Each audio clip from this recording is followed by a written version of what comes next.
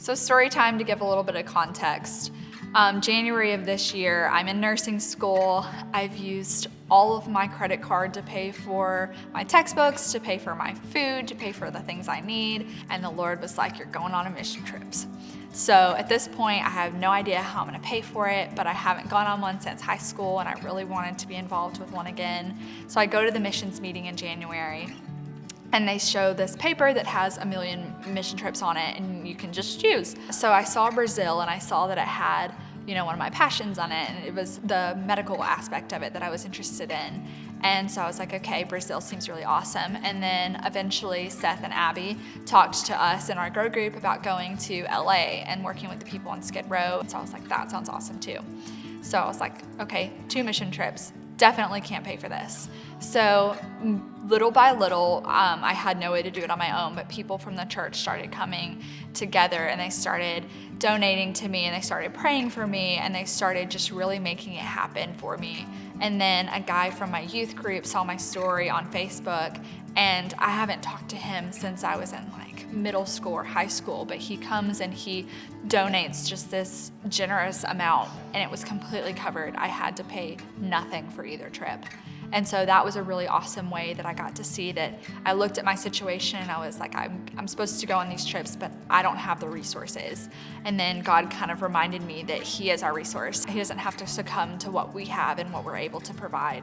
So fast forward to when we're in Brazil. One day we're working with people in VBS, and there's a boy who has flip-flops that are completely worn away. So I talked to one of the people from the trip who lives in Brazil, and he was able to go to the store and get the boy some new shoes. So that was really awesome to me because it wasn't someone coming to Jesus in this crazy way, and it wasn't someone finding out they had some crazy health scare that we were able to help them with. It was a boy who needed flip-flops, and being able to meet him where he was in his situation was huge for him, and it was huge for me to get to see also.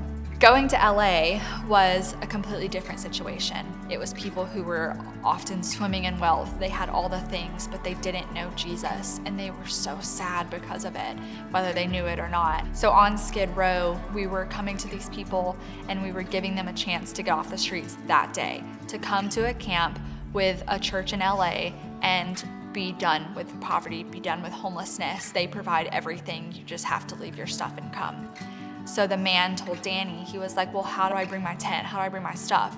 And Danny was like, well, you don't need it. You can bring your clothes and whatnot, but really you just need to come and you just need to bring yourself. And the man was like, well, can you just bring it to me? Because I need my tent, I need my stuff.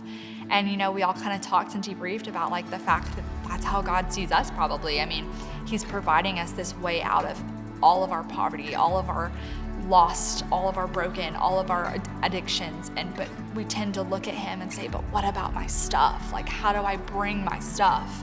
And the Lord is our stuff. He is what we need, but oftentimes we don't see that.